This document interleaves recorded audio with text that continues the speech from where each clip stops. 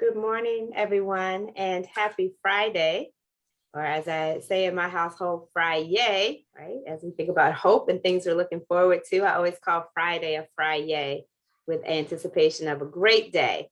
We hope that you're anticipating a great day today. I'm Crystal Tyler-MacKey, welcoming you on behalf of Virginia Cooperative Extension, our Human Development Program team, to this webinar series, Balance in Life, where today we're going to talk about maintaining hope in challenging times. I am joined by my phenomenal co-host, Bethany Eigel. Bethany and I will be monitoring the chat box and hope that you will engage in conversations with us in the chat. And we are so pleased to have one of our favorite speakers and most frequent speakers back with us, Rasmussen, who's going to talk with us about how we continue to maintain hope as things continue to shift and pivot. And we look at, some proverbial light at the end of the tunnel, and then, oh no, we're sort of back again. But we're in this together. We're here together and looking forward to some tips and strategies that we're going to learn in the space together. So welcome back, Alan. Hey, I'm glad to be here, and I appreciate the opportunity to talk with everyone again. For those that don't know me, just briefly, I'm Alan Rasmussen. I am now a prevention manager for Rappahannock, Rapidan Community Services. I've been working for this agency since 2003 with a focus on mental health, suicide prevention, and substance abuse prevention. And so I'm raring to go today. I'm excited to talk about maintaining hope in challenging times.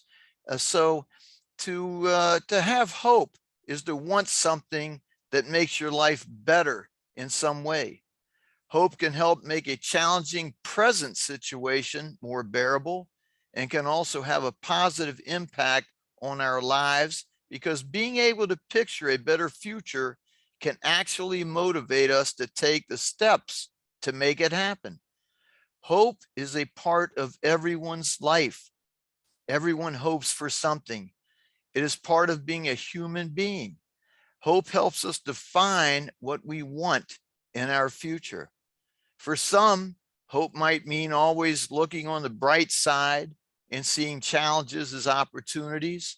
When you look at Merriam-Webster's definition, hope can be defined as to cherish a desire with anticipation, to want something to happen or to be true.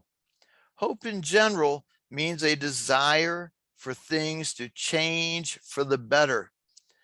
Now, we all know we have been living in challenging and uncertain times for a significant period of time.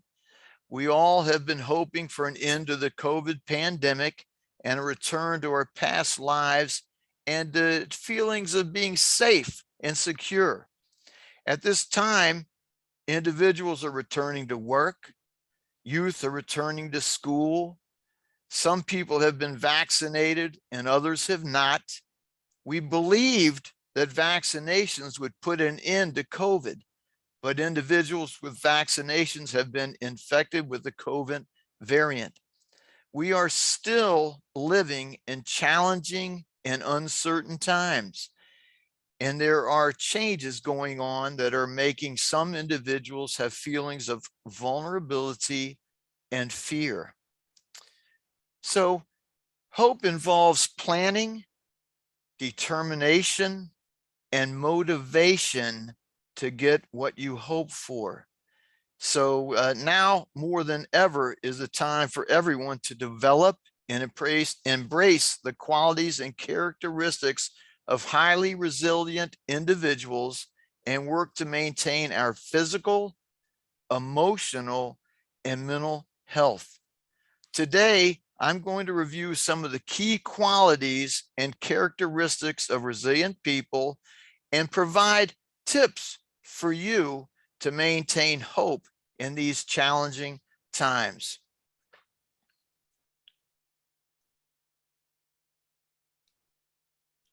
So I always like to go back to my favorite topic, and this resiliency, which has helped me and other people I know through some challenging and uncertain times. So I'm going to redefine what resiliency is. And resiliency is a person's ability to absorb high levels of disruptive change, bounce back, and actually even excel during these times of change and uncertainty without acting in dysfunctional ways. Now, that's a powerful definition, and to be resilient is a powerful quality that we can all work toward. It can be practiced, learned, and developed, as I've said before. So let's talk about the goals of resiliency. It helps us develop skills that increase our mental and emotional strength for what I call these daily challenges in life. And we know about those. We live through those. We'll be able to bounce back from disruptive life changes and function in this world of change. We'll develop confidence to know that we can handle whatever the future may bring. You can gain strength from adversity. You learn good lessons from challenging situations. And we can turn emotionally toxic situations into what we like to call emotionally nutritious experiences. And some benefits of resiliency: you'll become more self-confident. You'll bounce back faster. You will become change proficient. You'll get better at doing this each year. The more you practice, the more you develop qualities of resilient people, the better you get each year. You'll convert difficulties into good luck, and you will become healthier, happier, and live longer. And I know everybody wants a piece of that. So some food for resiliency thought. It's always good to mention this. Change is inevitable. We know that. It comes. We know it's coming. Growth is optional. That's the resilience piece. Through change, there's an opportunity to learn, grow, handle these challenges, and make ourselves stronger and better than ever. So I always like to talk about reaction patterns. They have a strong impact on our ability to be resilient. So this chart I'm going to share with you, I love. But let's say there's change, there's challenges, there's adversity going on, and sometimes we tie it into shattering events. The way we react or respond to these situations is critical in our ability to move forward. So, and I've made a little change here. I've got red and green. So red means stop, green means go. So, sometimes people react in anger. They may explode about what's going on. And that's got a red light with it, man. That's not going to move you forward. We're talking about moving forward. Reaction patterns that help us move forward. Anger is not going to make that happen. And sometimes we can go numb. And, in this numb piece, you can do complaining. You can be get nervous, show anxiety. And so these are not the reaction patterns that are going to move us forward either. And so the one that can move us forward is we can be upset. It's okay to be upset. And that's an opportunity to express what you're feeling in a useful way. Put your feelings on the table to somebody who may understand, would like to understand what you're saying, and put it out there in a useful way so it'll help you move forward. It's okay to be upset. But the word "but" comes in. I'm upset, but what am I going to do? I can make myself the victim. This always happens to me. What's new? That's a red light too. Or we can be upset and say, I'm going to develop some coping strategies. I'm going to figure a way to move forward and make the best out of this I can. And when we do that, again, I'll talk about some coping strategies, ways to manage situations, and tips at the end of the presentation so you can move forward. But it's a time to think about ways forward. And so when you do that, you're beginning to be resilient. You resil. And when you do that, you ultimately have the opportunity to thrive, which I like. At the end here, you have the sun come out and we're not talking about survival here. We're talking about thriving in these challenging times. So I like that. There's the sun coming up, and I like thrive, not survive. And so the next step in here with these reaction patterns, I think we can all see the message in these, which is emotional states do affect our ability to be resilient, to move forward, to bounce back. Positive emotions can broaden and strengthen our ability to move forward. There's a lot of research on positive emotions, carrying those positive emotions forward with us each day. And so it's not the situation all the time. It's our response to it can have an impact. So we can accept responsibility for our reactions. Study that chart. Anytime something's going on, put yourself in that chart. Where am I? Am I trying to cope, or am I angry? Have I gone numb? Am I making myself the victim? And and I always like this, resilient people are analytical. Anytime they go through something, they like to go, okay, what have I learned from this? How did I handle this? Can I do this better? And, so they're always looking to improve and analyze and not be critical of themselves. I'm a fan of positive self-talk. You always want to be patting yourself on the back as you're moving forward and taking appropriate steps. So always work to do that, and always keep that good energy, that good spirit. So some positive emotions, I always like to list these out, feelings of enjoyment, playfulness, contentment, laughing, satisfaction, warm relationships, love, and affection. I mean, those make me feel good and calm when I'm seeing those. These emotions can make a difference. And then these negative emotions that can interfere with this ability to move forward and be resilient can be anxiety, fear, anger, vulnerability, helplessness. And keep in mind, these negative emotions, they can put a clamp on your mind. They can narrow a person's range of thoughts and limit action choices. They interfere with your ability to think clearly and cope. So carrying those positive emotions forward is extremely positive. So again, problem solving, when you look at problem solving, experiencing positive emotions opens your mind to a broad range of new ideas and possible courses of action. You're able to think clearly. You're able to come up with options and develop some coping strategies, some ideas.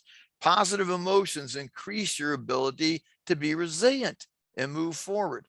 And when you experience these positive emotions each day, it definitely enhances your problem solving and coping abilities.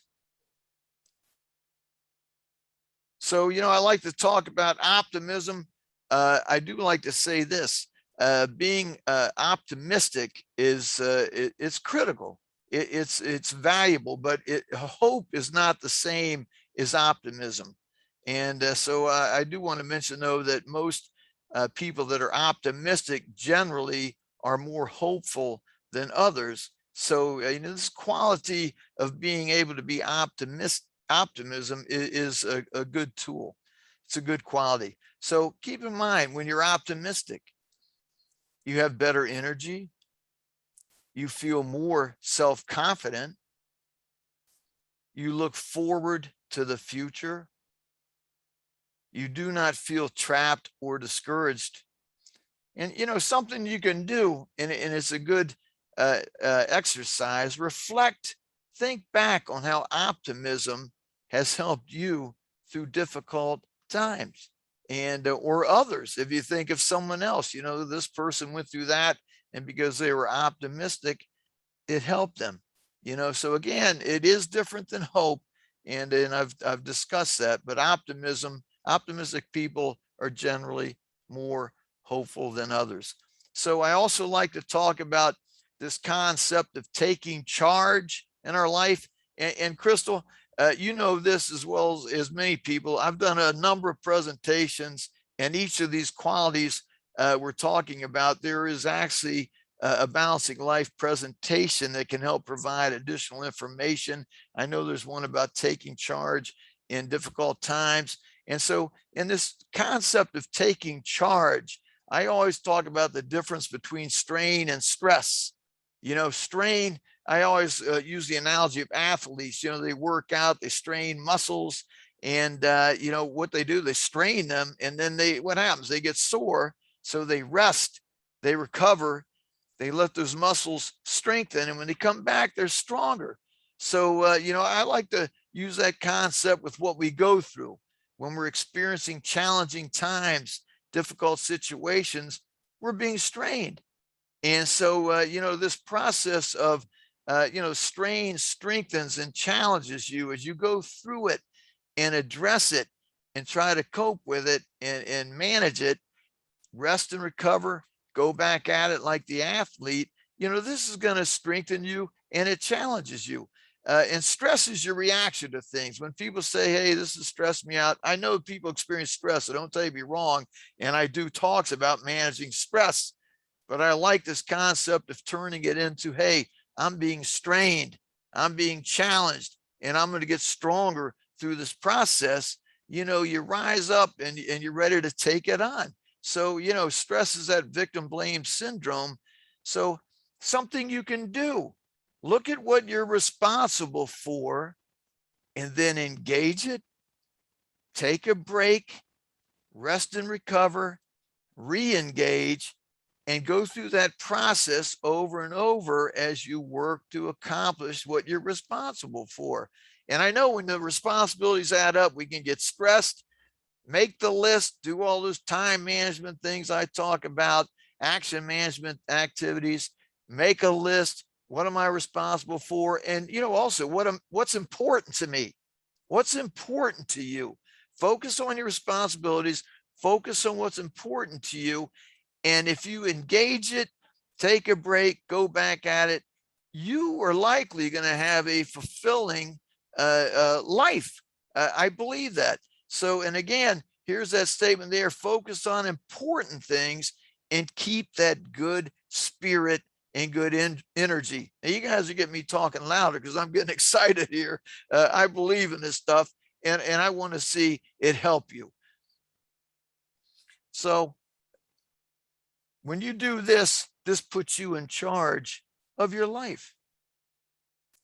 Now, some qualities to strengthen, to develop your resiliency and your ability to maintain hope during these challenging times. You know, resilient people, they constantly learn from experience. So anything you go through, it's important to learn and grow, examine it. How did I respond? How did I react? How did I handle it? What could I do better? But always remember to pat yourself on the back. Do not beat yourself up. Resilient people facilitate being changed by new or unexpected experiences. They see an opportunity here, something to learn and grow from. And so, and that last, what is the lesson here? What early clues did I ignore? You know, why didn't I see that coming?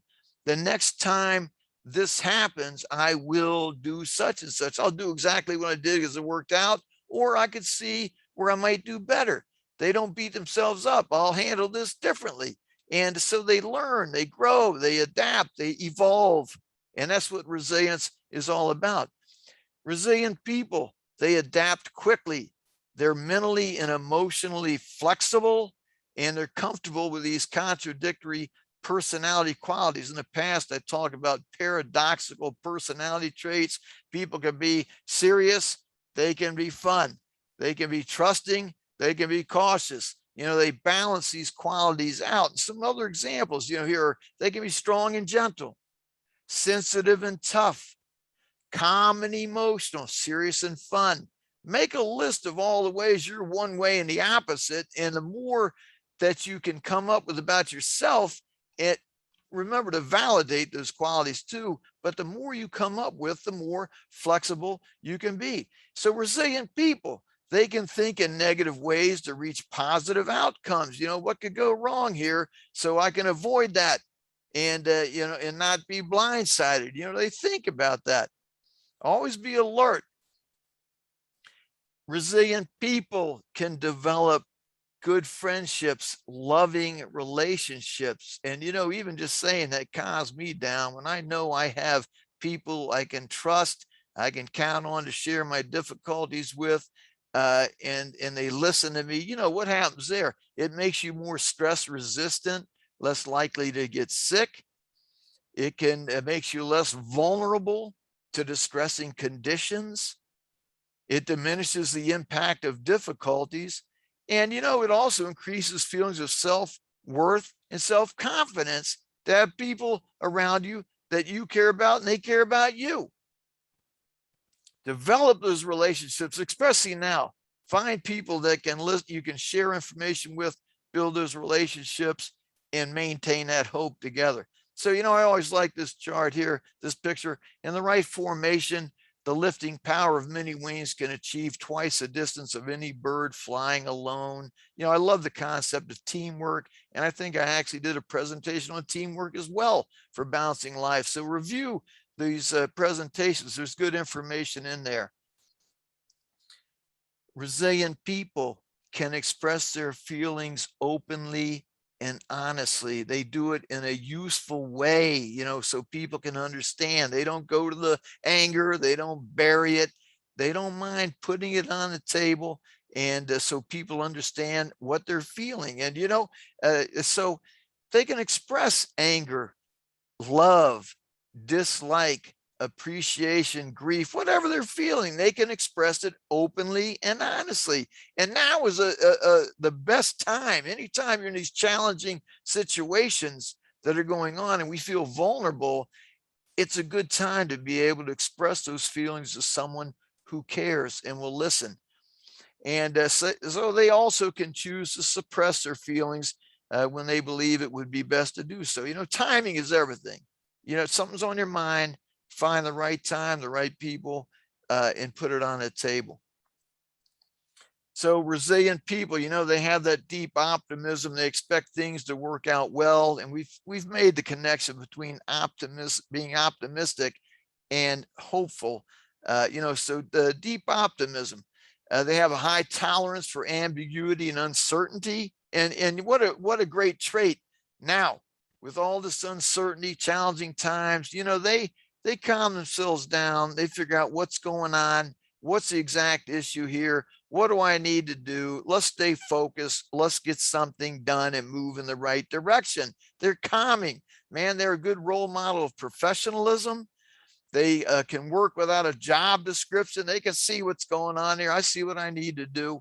And, they actually bring stability to crises and chaos. We need everybody to embrace this concept of resilience now more than ever. And so, there's a great thing. They say, how can I interact with what's going on here so that things work out well for all of us? There's that one team, one fight concept. And, they do read others with empathy. They see things through the perspective of others. They may ask, what do others think and feel? What is it like to be them? How do they experience me?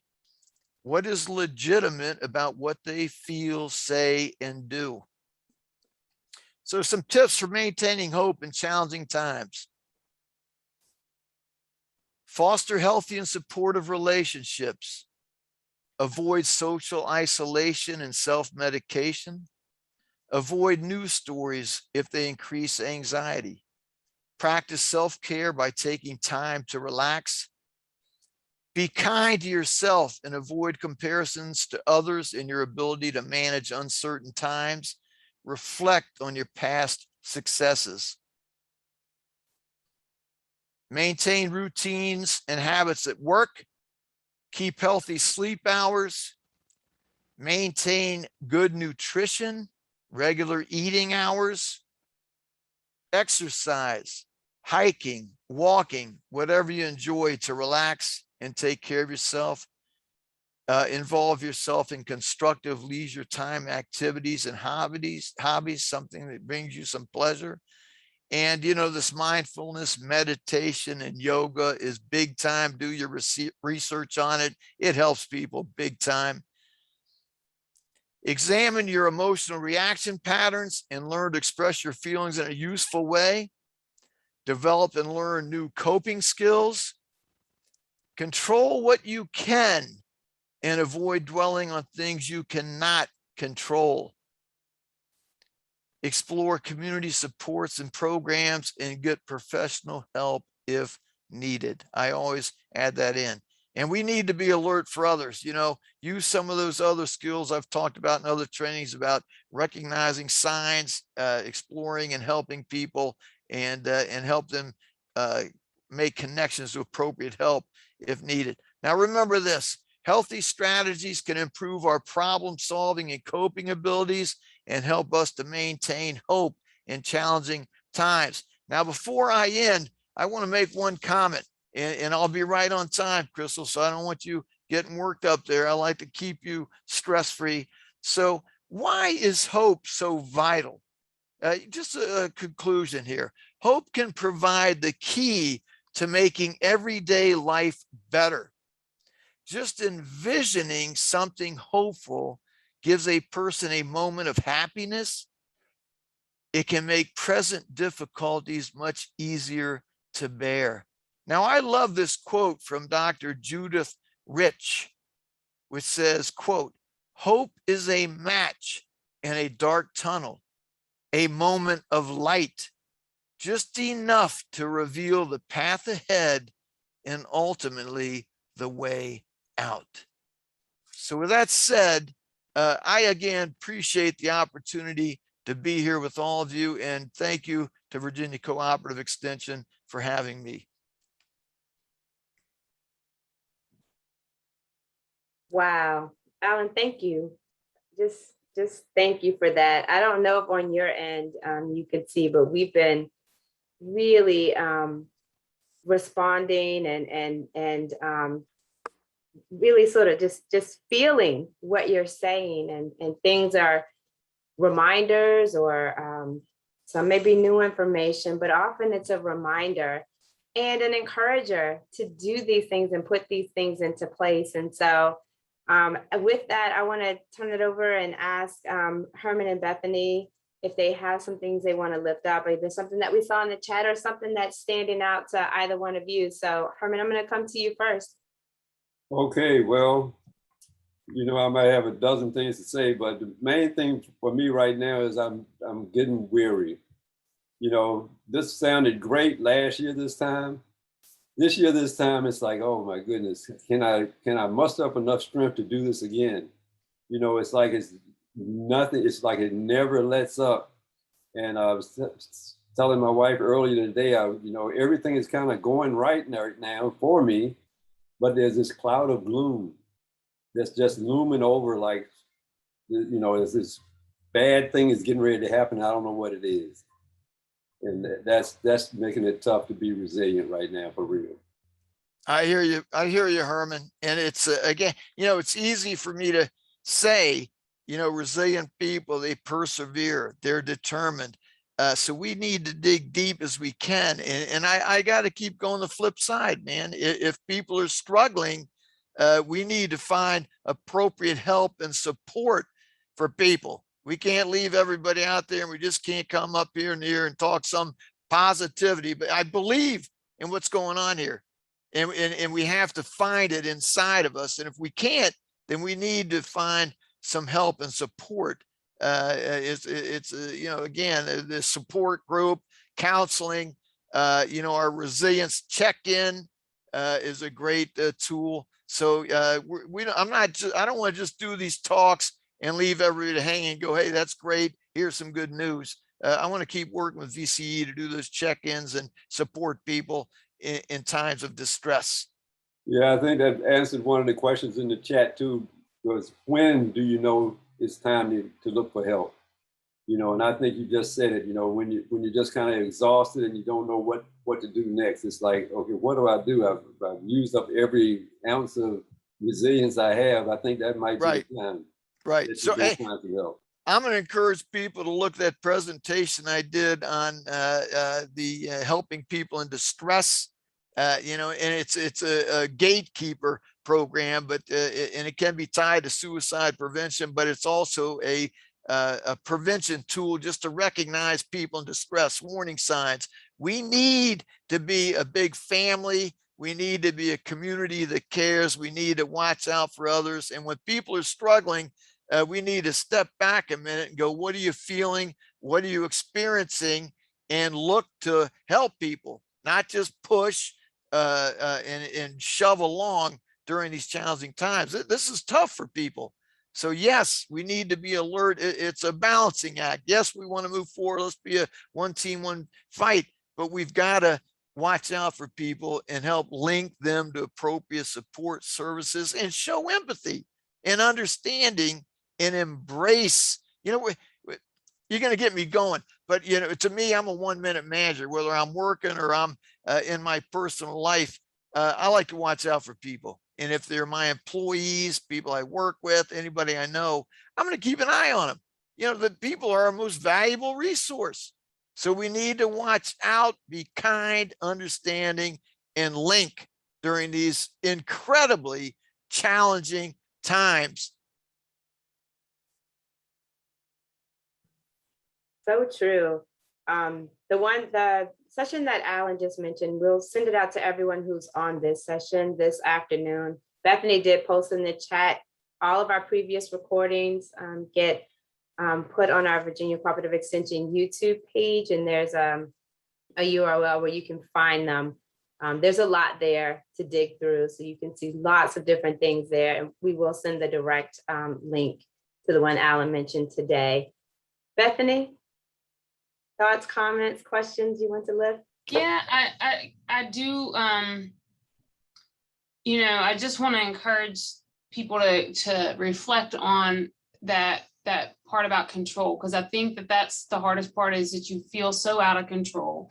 But we can only focus on what's in our sphere, what is really little things that we can focus on without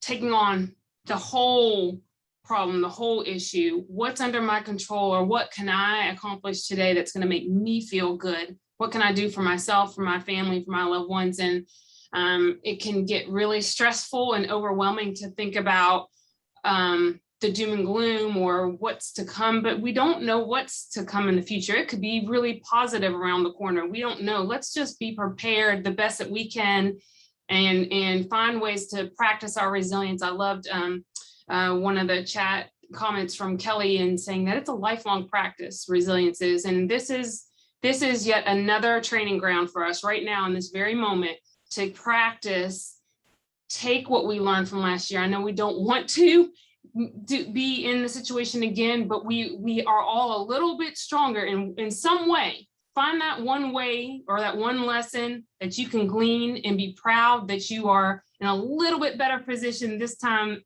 this year versus last year, and say, hey, and give yourself credit for being stronger because of that.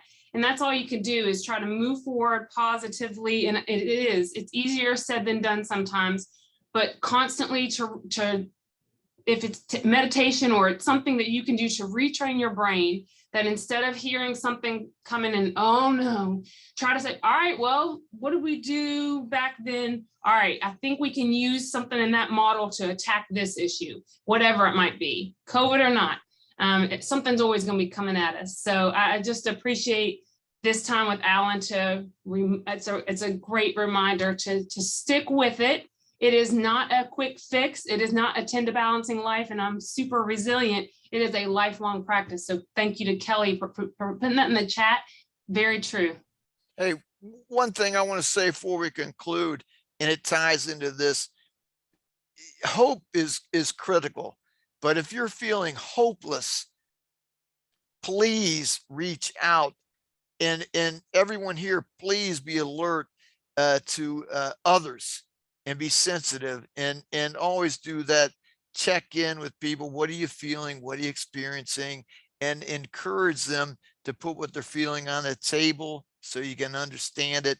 and link them to help. It's critical. So, you know, we all want to be helpful, but we know there's going to be some people that might be feeling hopelessness. Yeah, let's be alert. That's all. Thank you all. That's critical. And so thank you, Alan. We wanted to have this conversation as soon as things started to shift and it started to feel like, you know, that proverbial light at the end of the tunnel was getting dimmer.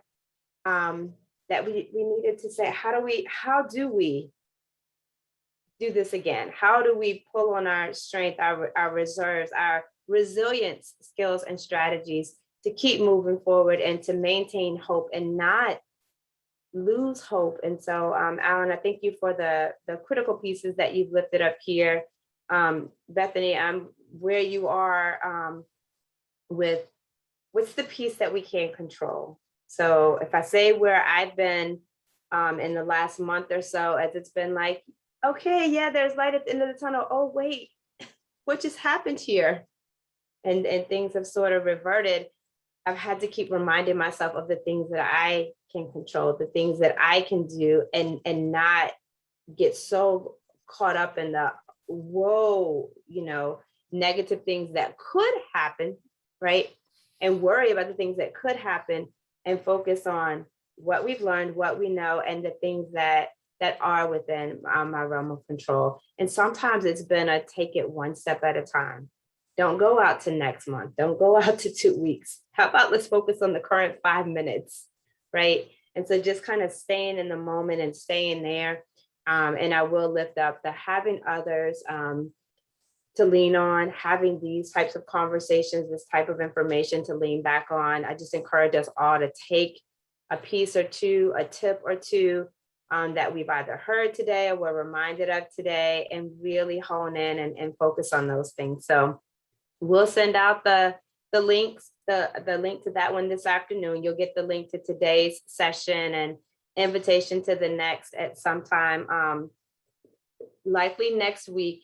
I will say that next Friday, we will not have a Balance in Life session as we prepare for the Labor Day weekend, but we'll be back soon. This may or may not be the best time to ask this, but I need to ask it at some point because we on the Balance in Life team have been considering shifting our Balance in Life sessions from a weekly format to a twice a month format. And I would love for you all who are on to just chime in as to a preference or a timing that works well for you. Do you like weekly, or would going to twice a month work for you? So we'd love to hear your feedback, whether you pop it in the chat or you respond when we send out the email, so we know how to plan for the fall and moving forward. So appreciate you all. Thanks, everyone. Have a fantastic weekend. Alan, congratulations on your promo.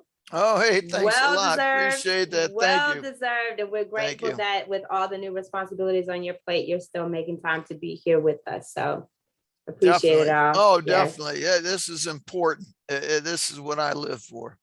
Right. Thanks so much. Thank you, Bethany. Thanks, Herman. I'm glad you could join us today. Thanks, everyone. ABC plus H. Congratulations, Alan. All right. Glad to be here. All right, You got it. have a Thanks. good Take, weekend.